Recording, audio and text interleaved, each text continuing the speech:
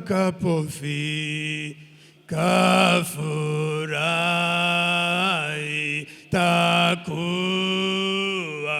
kuimba juu ya neema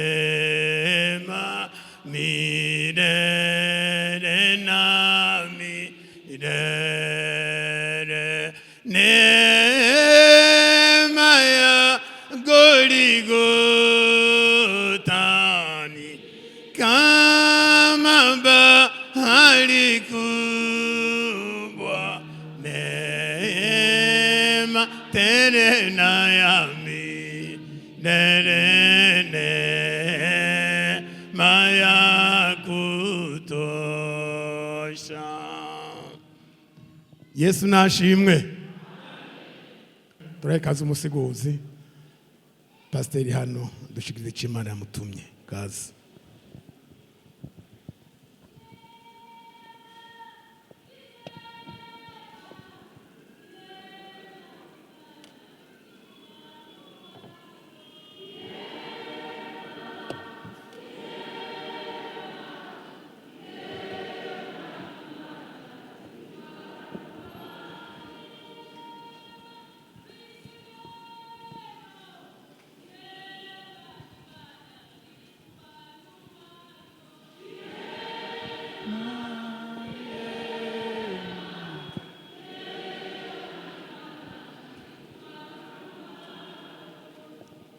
Amen. Turabaramukije mu izina rya Yesu Kristo umwami wacu.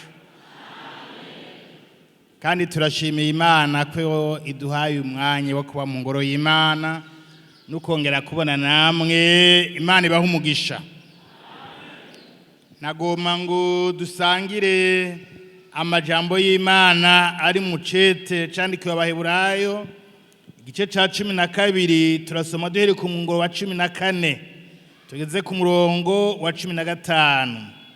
Hejuru y'amajambo havuga ngo impanuro yo kutava ku buntu bw'Imana, mukwirikire kugiranira amahoro n'abantu bose n'ukwezwa, kuko utejejwe atazoraba umwami. Mwizigame ntihagire umuntu adashikira ubuntu bw'Imana, kandi ntihagire umuzi wo kurura umera ukabahagarika imitima, abenshi bakandura. Imana idufashe. N'aya majambo numvise ko twoganira, twokwibukanya. Aha turabona ngo impanuro yo kutava ku buntu bw'Imana, kuko iyo turi ngaha mu ngoro y'Imana twibutswa ibidufasha kutava ku buntu bw'Imana. Hanyuma hano rero tubonye ngo mukwirikire kugiranira amahoro n'abantu bose. Kugiranira amahoro, kubana mu mahoro, ni kibazo kiremereye isi ya none. Kubana mu mahoro, kugira ngo abantu babane mu mahoro, nuko baba baragiriwe ubuntu bw'Imana, bagahindurirwa amateka. Ubu buntu rero bw'Imana bwaguhinduye bukagukura muri biriya wahoramwo, nibwo bugushoboza kubana amahoro n'abandi. Kandi tubona ngo kubana amahoro n'ukwezwa, kuko utabanye amahoro n'abandi ntushobora kwezwa, kuko uwejejwe ategerezwa kwihanganira amakosa y'uwo babana, kuko hatabayeho kubyihanganira ntushobora kubana nabo amahoro. Isi ya none yuzuyemwo intambara nyinshi kubwo kutabana mu mahoro.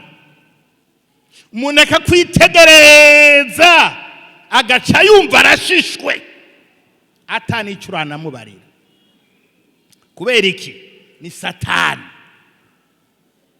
Kuko hariho ubwami bubiri, hariho ubwami bwa Kristo n'ubwa Satani. Ubwo bwami rero bubiri ni ukuvuga ngo Satani yaramaze gutsindwa, ariko aguma arondera abo azokwisasira. Aca batega iki? Aca batega ivyiyumviro bibi, imigambi mibi, kutabana neza, kwitegereza umuntu akagushisha ntaranakura n'ikintu mu kanwa. Rero hano ngo mukwirikire kugiranira neza n'abantu bose n'ukwezwa, kuko utejejwe ntazoraba umwami. Imana idufashe cyane, kuko turi ngaha twiteze kuzohishurwa kwa Kristo, twiteze kuzobanana na Kristo, kuko ibyo duharanira ni ukuzobana n'umwami. Kandi utejejwe nawe naho yoba nde ntazoshikayo. Ego nico gituma rero umuntu wese akwiye kugira umwete wo kubana mu mahoro nabo babana, nabo bakorana, nabo bagendana, naho hajya hose uri werekana umuco w'agakiza, kuko ni inyungu yawe. Dushishikaye turabona ngo mwizigame ntihagire umuntu adashikira ubwo buntu bw'Imana, kandi ntihagire umuzi wo kurura umera ukabahagarika imitima abenshi bakandura. Iyo umuntu rero atizigamye uwo muzi wo kurura ucuza. Iyo bavuga ikintu kurura, ngira ngo umufumyi urarura, ariko ubu ngo barayinywa. Harura imyumbati ya kera ngira ngo ubu ntikirura. Ni ikintu ukoza kurura mukumva wote ucira ntiwomera. Ngo ntihagire umuzi wo kurura ubameramwo ukabahagarika imitima abenshi bakandura. Ni ukuvuga ngo twebwe twagira ubwo buntu, iyo tutitwaye neza twanduza benshi. Abariko baraza bagaca bavuga ngo yo ngo bya binini bijya ngo mbona ataca bandushije. Nico gituma wewe ahuri wo kwiyubara ku ruhande rw'iwawe utaravye mugenzi wawe, kuko ibi bintu ubu buntu twagiriwe twabihawe ku buntu, ariko ntibizokwijana. Uvyanjanjwa ko azogira ibibazo. Ikibazo rero ninge n'umuntu azobirondera bitagishoboka ko bibonwa. Iyo rero Satani yugururiye umuntu akamwemera, acarondera urwitwazo ngo urabona ngo nuko ava hariya. Urasoma mu gitabo c'Itanguriro urabe mbega Kayini na Abeli bapfaniki. Bene data bapfaniki sa baravukana. None ikibi Abeli yari yakoreye Kayini cyari iki? Hari uwo barakimenyaga yemwe akamani kutoka kakitubwira. Abeli nta kibi yari yakoreye Kayini, kandi niwe yari yamubwiye ngo tugende gushikanira Imana. Kandi Abeli nta ruhara yoba yaragize kugira ngo ishikanwa rya Kayini ntiryemegwe. Mugabo Satani ni umwasi, niwe atuma abari kubana neza bajyarukana, abavukana bagacanamwo. Kuba mutava hamwe, kuba mutavyawe n'umwe, ivyo nibisanzwe, kuko twese dukomoka ku ruvyaro rwa Nowa. Kuba tudasa no kuba tutavuga kumwe vyabereye kuri wa munara wa hehe w'i Babeli. Ariko isi ya none Satani yayinjijemwo ngo bariya ntaco mupfana ahubwo barandure. Mana idufashe. Ugasanga abantu bari kubamarana bapfisi. Bene data, iyi si nta n'umwe yayiremye, ni Imana yayishyizeho.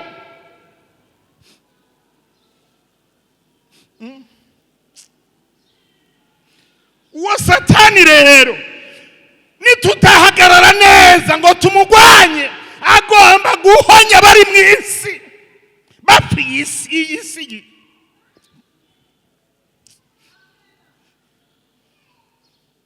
Imana yamyiburira abantu nk'uno munsi iri kwiratuburira ngo tugerageze kubana mu mahoro. Ijwi ryayo rirabarira Kayini ngo Kayini, kuki uratse, kuki ushavuye, kuki wigiriwe mu maso. Bene data, Imana dukorera twahisemo kwizera ni Imana ishobora kubona niyo umuntu aratse. Imenyera kure ibikiri mu byiyumviro byacu tutaranabivuga, kuko hari aho umuntu yikinga agahumberezi, akikinga umwiza atabona, ugasanga ariko arakora ibintu atokora ku murango, akagenda kwihisha. Wihishane, wihisha Imana. Eka iramubarira ngo Kayini, kukuratse, ushavujwe n'iki? Niwakora neza ntuzokwemerwa, ariko nutakora neza icyaha kibunza hehe? Kurugi. Nawe mwene data, reka kuraka, reka kubabara, reka gutuntura ngo hariho wakugira ibi na biriya. Reka dusome turabe icete Paulo yandikiye Abaroma igice ca 12, tunyarutse. Reka dusabe udufasha some ahereye ku murongo w'9 hanyuma cageza kuri uyu murongo wa 21. Zaniyo mikoroga. Abaroma igice ca 12 uhere ku murongo w'9 na titre uyisome. Mu izina rya Yesu Kristo, abakristo uko bakwiye kumera. Amen. Urukundo rwanyu rwoye kuba uruheyiheyi, mwanke ibibi, matane n'ivyiza. Kuvyo gukunda bene data, mukundane rwose. Kuvyicubahiro, muntu wese ashira imbere mugenzi we. Kuvyo gushishikara, ntimugira urwangara. Mukovye mu mitima gukorera umwami wacu. Munezererwe kwizigira ibizoba, mwihanganira amagorwa. Mushishikare gusenga, mugabanirize abera uko bakenye, mushishikare gutanga indaro. Ababahama mubahezagire ntimubavume. Munezeranwe n'abanezerewe, murirane n'abarira. Muhuze umutima, ntimushire umutima kubikomeye, ariko mugendane n'ivyiyoroheje. Ntimwiyite abanyabwenge, ntimusubirize umuntu mu nkoko ikibi yabagiriye, mubabare gukora ibyiza imbere y'abantu bose, namba bishoboka mu ruhande rwanyu mwuzure n'umuntu wese. Namba bishoboka mu ruhande rwanyu mwuzure n'abantu bose. Abo nkunda, ntimwihorane, ariko muhe uburyo uburake bw'Imana, kuko handitswe ngo uguhora n'ukwanje, ni jewe nzobasubiriza mu nkoko, ni kuhora hagize. Ariko umwasi wawe niyasonza umugaburire, niyagira inyota umuhicanywa, kuko niwagira utyo uzoba umurunze kw'amakara yaka ku mutwe. Ikibi coye kukunesha, yamara ikibi ukineshesha iciza. Amen. Imana idufashe. Yesu ashimwe. Ngo abakristo ko bakwiye kugira gute? Kumera. N'amajambo menshi kandi mwayumvise. Uko abakristo bakwiye kumera. Nimbura wa Kristo ukwiye gushira mu ngiro iri jambo ry'Imana. Yego. Urukundo rwanyu woye kuba uruheyeye. Murirane n'abarira, munezeranywe n'abanezerewe. Kuko hari igihe habaho abantu bari mu marira, mu mibabaro, nawe ugaca uvuga ngo ngo ni sawa, ngo reka yabone. Ntukanezererwe n'abagenzi bawe bari mu byago canke bari mu marira, naho mutoba muva ku musozi umwe. Oya, kuko twebwe abakristo dutandukanye n'abandi, turatandukanye n'abandi. Ikizovyerekana rero ni ingene wifata mu buzima bwawe bwa buri munsi. Abantu bakabiraba kuko barabibona. Murabona biragoye ko nogenda ndivuga aho nciye hose, jewe ndi pasitori, ndi umupanekoti, ubu ndiko ndakorera mu Kinama, jewe ndi pasitori. Nkagenda ndabivuga iryo barabara ryose no muri karitiye. Mugabo uko nitwaye, uko nifashe, bizovuga bati none ujyawe ninde. Bonye n'ubwabo bavyitohoreze, baruhe bamenye ko ndi pasitori ntaranabivuga. Baruhe bamenye ko uri umukristo utaranabivuga. Bariya mukorana bakubaze ati none wewe ko mbona utandukanye natwe, woho byakugendeye gute? Ko mbona muri ibi nibi wihangana, wowe izo nkomezi uzikura hehe? Wowe niyo dushonje nturira nk'abandi. Murabana mwisi dushobora gucishwa mu bihe bitandukanye, n'iby'imibabaro bikabamwo.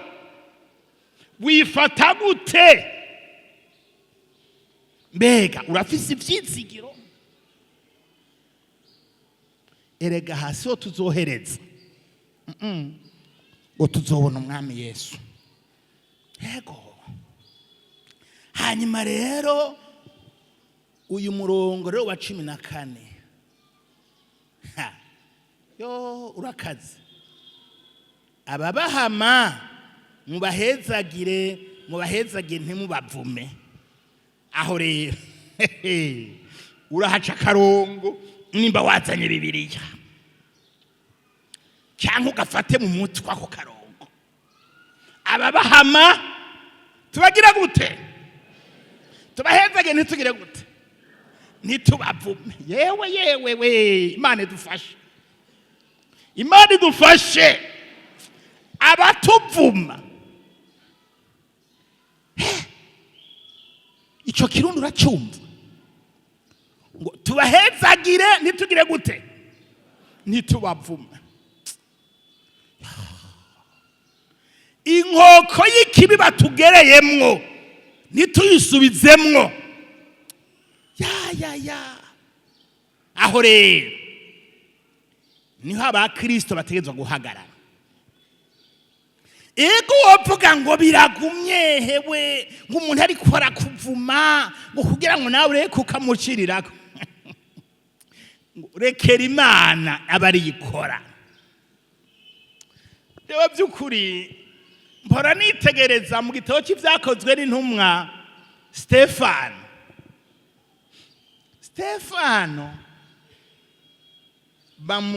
baza kumwicisha amabuye,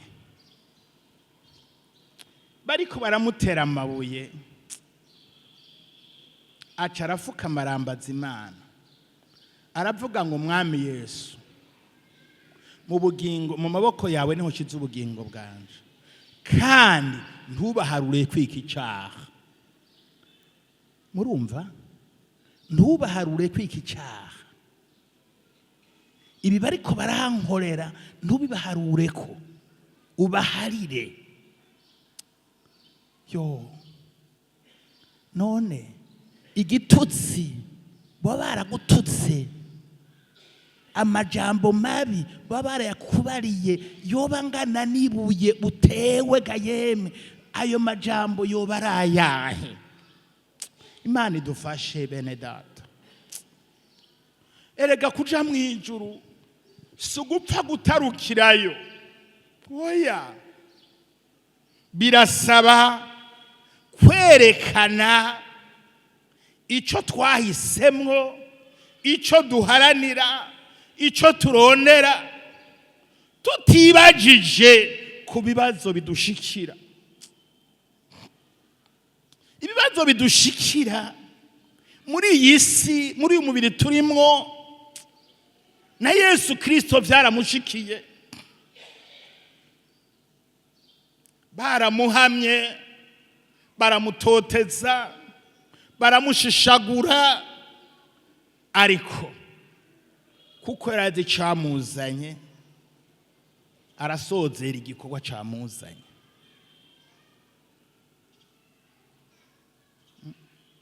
Ababahama mubahezage ntimubavume, ngo nibasonza mubagaburire. Murazi muri iki gihe ndetse n'abansi banyu kugabura biragoye. Yemwe gutanga indya biroroshe iki gihe, gufasha abandi biroroshe.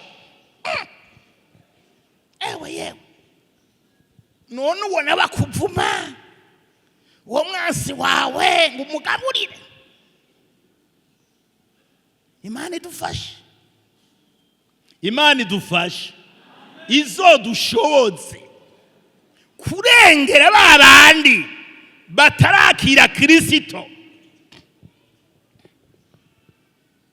Imigani y'abarundi bayiciye ngo uwuguruye iwe bwabwize gute, babukeye. Yego, none nibaguma muri iyo migani uzoshikanika imbere ya data. Nawe utobikora abandi bazobikora. Ube wihombeje, muravyumva? Urazi kwihombya nukuvuga ngo oya, ngo abarira murirane nabo, abatuntuye mu birure. Ibyo rero niho habonekanira itandukaniro ry'abariko baraja mu ijuru n'abiyicariye ngaha mu isi. Hanyuma kandi ngo kubyicubahiro umuntu wese ashira imbere mugenzi we. Imana idufashe, icyo kiragoye kandi kubyicubahiro ushira imbere mugenzi wawe. Yewe Imana idufashe. umuntu wese agomba ko wavuga ngo yego aha mwisi birashoboka, ariko mwijuru ngo kubyicubahiro umuntu wese ashira imbere mugenzi we, ngo kandi ntiwiyite umuhanga. None ko umuhanga waremye iki, washizeho iki? Oya, nibyo wakoze ni Imana yabigukoresheje. Imana itabayemwo ntacyo twoshobora, nawe ntavyo woshobora. Imana idufashe cyane. Hanyuma asozera avuga ngo ikibi coye kukunesha yamara ukinesheshe iciza. Ibyo bibi rero vyoye kutunesha tubinesheshe iciza, kuko twebwe turafise iyo turiko turarisha.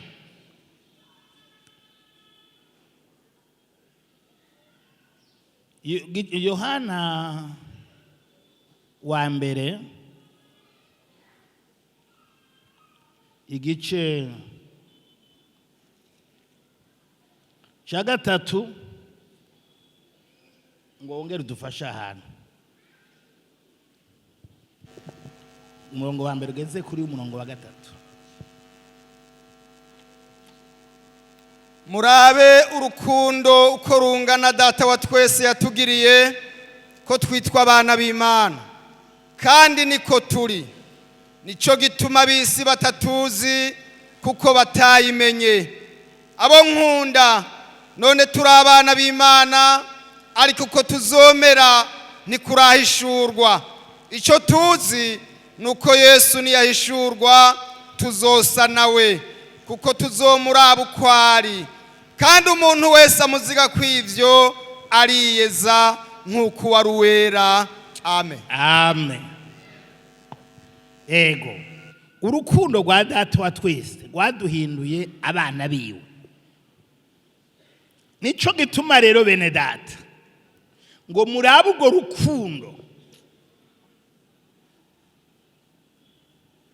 Twarabo gupfa rubi. Mbere mu masezerano y'Imana twebwe twitwa abanyamahanga. Hanyuma rero haravuga ngo ariko rero naho turi abana b'Imana ntiturabishikamwo neza, uko tuzomera ntikurahishurwa. Twitwa abana b'Imana, tubigendere tuvyerekane mu kubana kwacu, mu migendanire yacu. Mw'ijambo ry'Imana twabonye ingene Paulo avuga ngo abazotuvuga nabi, abazoducokora ntibazobura. Mugabo twebwe abatuvuma tubahezagire. Hanyuma rero iyo mico ni wayigira, bizotuma abandi baca bakizwa, bace bakira umwami Yesu, kuko bazi bati none wewe kw'ibintu avyihanganiye. Ebagabo muraraba neza ujya nuwaheye, izo nkomezi azikurahe? Baca batangura kubazanya bati ntiwari umuzi ujya ateka ujya muri ba barokore. Sha nandi akwiye kuba umurokore kuko aratandukanye natwe kwera.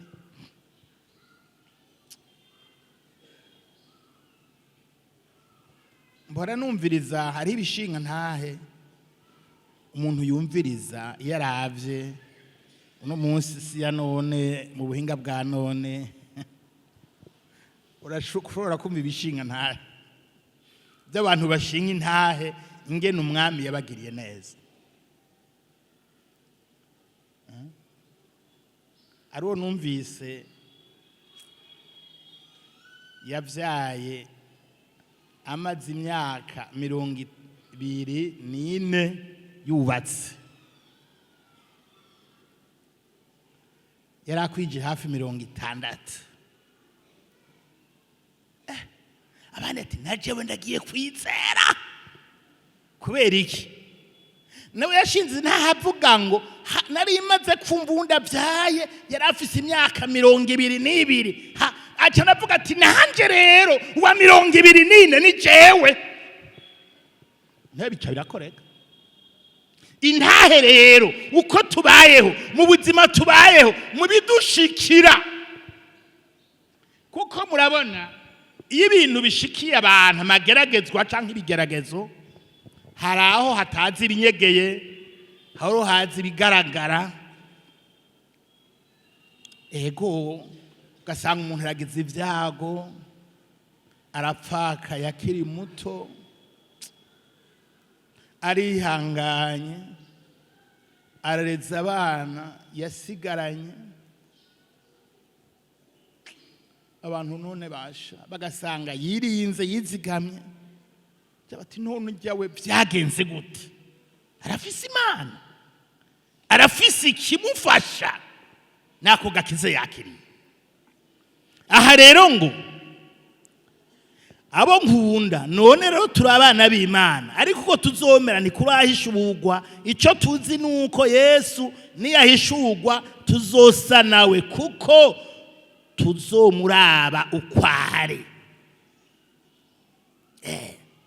Kandi umuntu wese amuzira kw'ivyo ariyeza nk'uko nawe ari uwera. Rero kwezwa bene data, Paulo yandikiye Timoteyo wa kabiri, haravuga ngo umuntu niyiyeza akitandukanya n'ivyo vyose, azoba igikoresho Imana ikoresha inezerererwa. Twembwe rero aha turi mw'isi turi ibikoresho vy'Imana iyo twiyejeje. Imana ikidukoresha ivy'igomba, kandi Imana yamye ijana n'abiyejeje. Igihe Imana yabarira Mose ngo igomba kubiyereka kuri wa musozi, yabariye abantu ngo biyeze, ngo kandi ntihagire n'igitungwa cegera kuri uwo musozi. None rero tutiyejeje nk'uko nawe ari uwera ntibizokunda.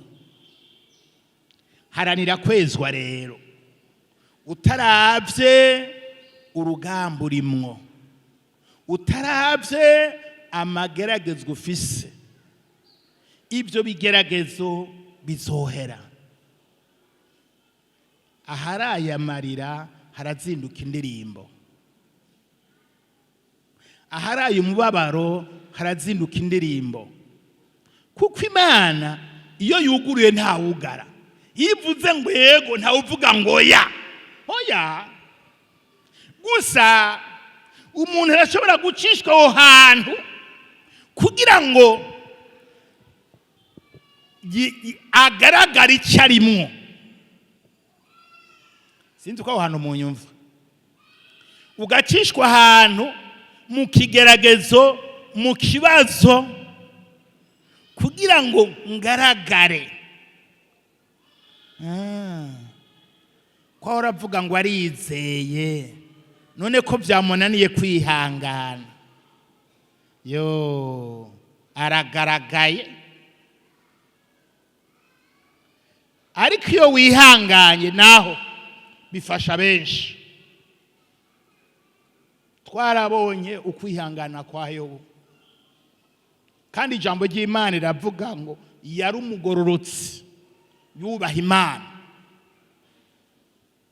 Mugabe ibigeragezo biraza, ibyiwe biratikira, abana biwe baragenda, n'umubiri wiwe nawe urakubitwa, kugeza naho umugore wiwe yanka byimunanira kwihangana. Ngo none kugeza n'ubu uracakomeje kwa kwizera, tuka Imana upfuveho. Yaramaze kurambirwa bene data. Hariho ibihe ducishwamwo ukarambira abantu. Yego none si muri mubisi none ariko wihangane. Haleluya. Imana nayidacisha umuntu mugabo aho uri kuracishwa hose gumana ukwizera. Ibaza umugore wa Yobu ngo ariko none na nubu yarazi ko yizeye, uracashishike kubaha Imana, ubona ibintu urimwo, urabona ingene usigaye unuka, tuka Imana upfuveho. Ariko yu aramubwira ngo ariko wa mufasoni uhindutse nk'umwe muri bagore b'ibipfapfa. Erega mu kuboko kw'Imana nitwo kwakiramwo ibyiza gusa. Iyo dusomye rero Bibiliya mu gice cya 11 cy'Abaheburayo haravuga babaye abahizi mu kwizera. Bora ndabingene Biyaje gatandatu ingene Daniel yari umuntu yubaha Imana. Mu byo rajejwe gutunganya nabo bari kumwe baragerageza kumurondera. Muraba maso mwebwe muriko murakora mukorana n'abandi.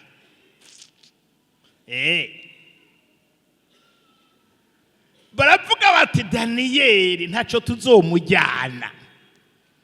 Murabona isi ya none irimo abantu bagomba kujya n'ibitari byabo, ivyo batemerewe. Mu gihugu bavyita ngo nukunyereza. Daniel nawe kuko yari yarafise ibanga gendana ryo mu mutima, yabitondeka neza, ivyo yajejwe neza cyane. Umwami akavuga ati yo mana we noronka abandi benshi nka Daniel. Usomye mu gice cya gatandatu ngo baragerageza kumurondera, kumutega udutego twari two twose kugira ngo barabe ko bafumagira manka mu byo yarajejwe, nawe akaba ari maso akabitondeka neza.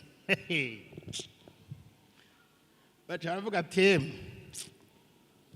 uyu muntu rero reka tumutegere mu by'Imana yiwe.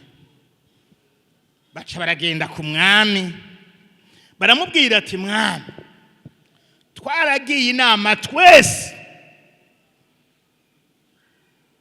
turabona ko ukwiye kugira Imana yiwawe, ikigirwa Imana ciwawe.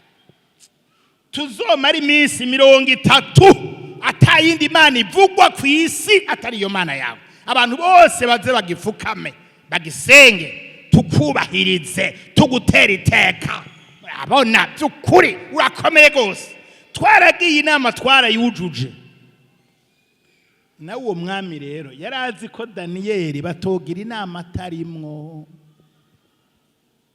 Yewe we mwebwe mukunda gusinya mufise ivyo musinya. Muraraba neza. Inama yakozwe utabona uramanza biserangure ntupfe kuturashira ko ngo dunia hii ina matatizo. Atarashira kwige kumati sawa nta Imana izosenga. Daniel nawe acarabimenya kandi ntiyagiye kwisigura ku mwami ati ivyo bagize sinarimwo, ko yari afise Imana isumba umwami. Haleluya.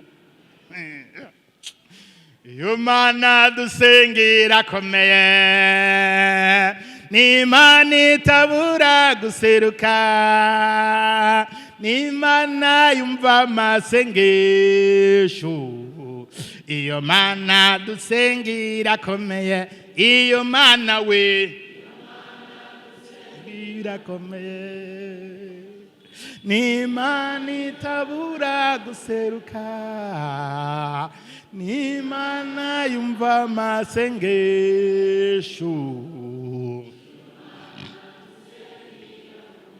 Amen.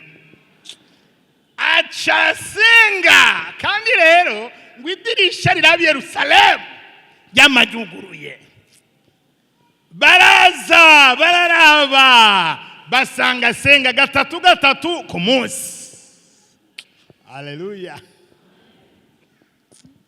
Hanyuma rero baca baragenda baratanga raporo, turazi none wa mugabo w'umuyuda babandi twazana zambohe ntibakubaha na buhoro buhoro, ntibakubaha.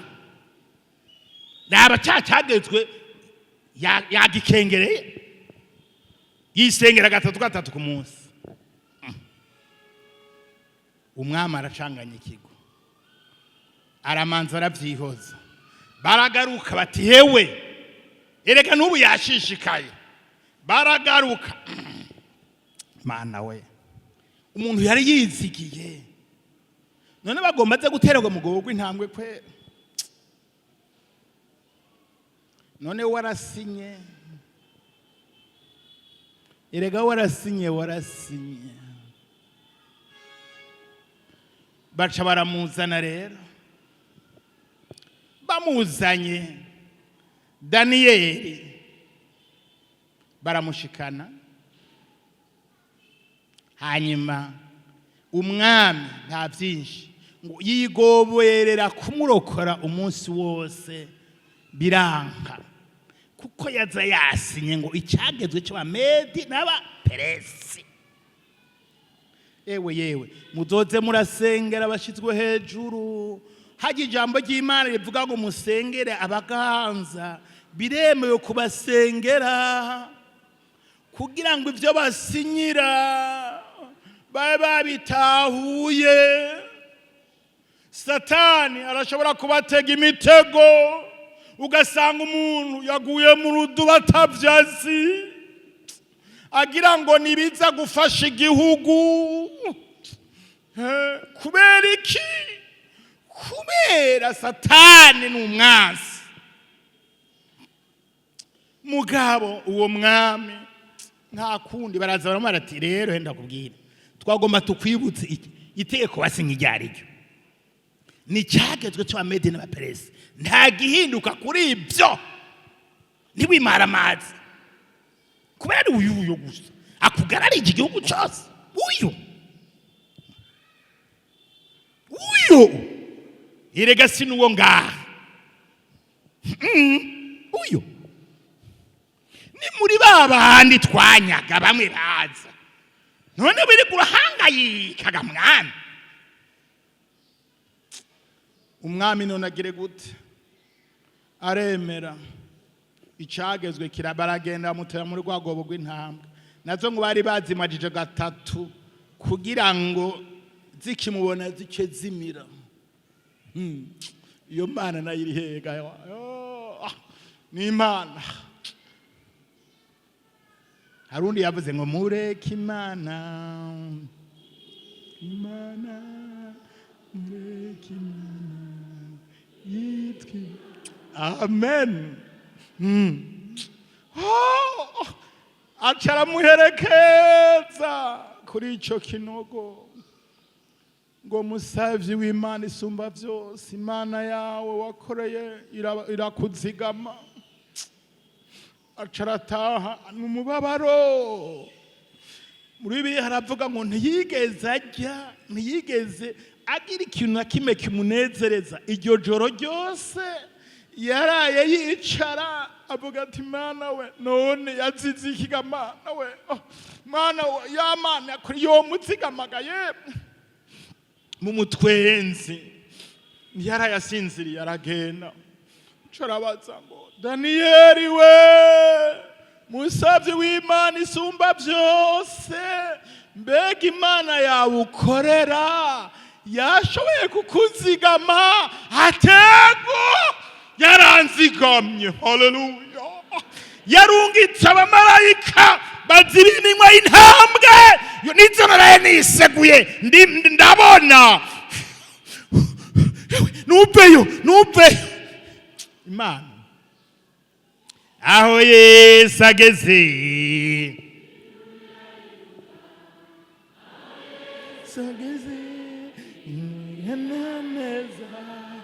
uko Yesu abisanze ntabwo yahise twabisiga aho Yesu ageze yenda neza. Amen. Daniyeli aca kugwa mu rugogo rw'intambwe. Bari biteze ko amatangazo aba baza kumusubirizwa, bica birahinduka. Nico gituma mvuga ngo intumbero yanje niba hari ibyo wocishwamwo by'imibabaro, reka gucika intege, umwami aracyari ku ngoma. Haleluya. Yego igihe gikwiye kigeze izodutabara. Amen. Sinigera ncika intege nceyo. Ego twarabonye Imana idukorera ibikomeye, twarabonye Imana idukorera ibikomeye, twarabonye Imana idukorera ibikomeye, ntituzoyire mu nyuma. Amen. None rero reka tugeze ngaha, ndahejeje. Twagomba tuguhe kaze wewe, ubanye neza, uguma wejejwe mu mibano yawe, hari icyo bokwigirako, kuko utejejwe ntazoraba uwo mwami. Turaguhaye kaze mu izina rya Yesu Kristo. Nimba wumva ko hari ikintu wotunganya imbere y'Imana, udatewe ubwoba n'amageragezwa n'ibigeragezo wacishijwemo canke urimwo, uwo mwami ni wo kwizigirwa.